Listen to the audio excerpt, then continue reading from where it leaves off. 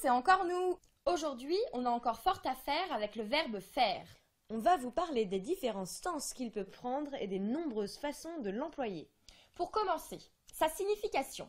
Faire veut dire construire ou fabriquer ou réaliser quelque chose de concret, de matériel. Par exemple, le boulanger fait du pain, l'oiseau fait son nid, Margot n'a pas fait ses devoirs. Mais faire peut aussi vouloir dire réaliser quelque chose d'abstrait. Pour bien parler le français, il vous faudra faire des efforts ou j'ai fait un rêve. Faire peut aussi signifier donner naissance. J'ai fait un enfant. Attention, petite subtilité. Faire un enfant, c'est avoir un bébé.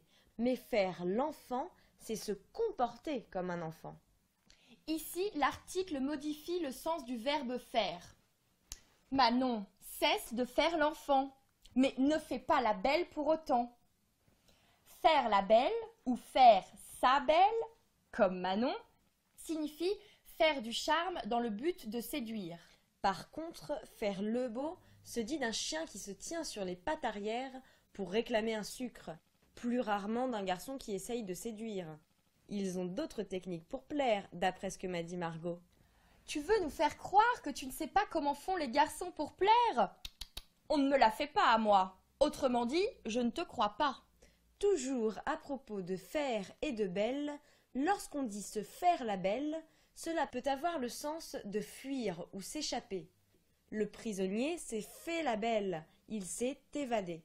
Mais cela peut aussi vouloir dire quelque chose de plus trivial. Mais nous allons faire l'impasse sur ce deuxième sens.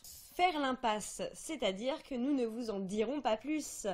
Autre chose, lorsqu'on dit faire des bénéfices, faire de l'argent ou plus familièrement faire du blé, tout cela signifie gagner de l'argent.